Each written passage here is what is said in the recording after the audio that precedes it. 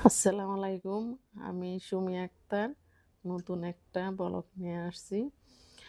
এখানে আপনারা দেখবেন মনোযোগ সহ খাবার-দাবারের ব্লগ।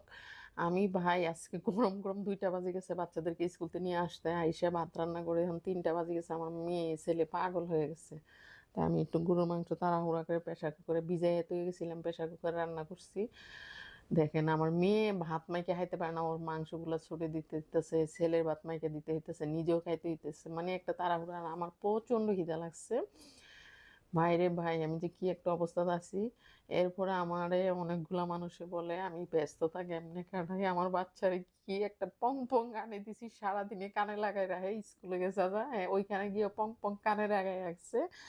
আর আমার মেয়ে তো আমারে ছাড়া কিছুই বুঝে না। আমার ছেলেও আমার পাশে বইছে এপাশে। কিন্তু আমার ছেলে ভাত খাইতে অনেক লেট হয়। আমি তাড়াতাড়ি ভাত খাই। তো আমার মেয়েটা আমাকে অনেক বিরক্ত করে দেখবেন। আমি পানি খাইতেছি, ও আমার থেকে টানাটানি করে পানিটা নিয়ে যাবে। কিন্তু আজকে মাংসটা অনেক হেভি হইছে, তাড়াতাড়ি করে রান্না করছি।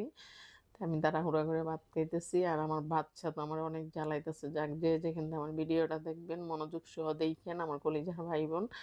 কেউ হাইসেন না। সবচাইতে বড় কথা হইছে আপনাদেরকে আরো বলতে আসছি, আমি কিছু, কিছু মানুষে আমারে এমন, এমন কথা বলে, কথাগুলো শুনলে আমার অনেক কান্না পাই। কিন্তু আমি কিছু বলতে পারি না। আমার ছেলে দেখেন এই ভাতগুলা খাইতে ১ ঘন্টা লাগবে। ওরে যদি আমি খাওয়াই দিই না ১০ মিনিটে মানে ২ মিনিটে খাওয়াই দিতে পারবো। যাক যে যেনতে দেখেন মনোযোগ সহ দিকে।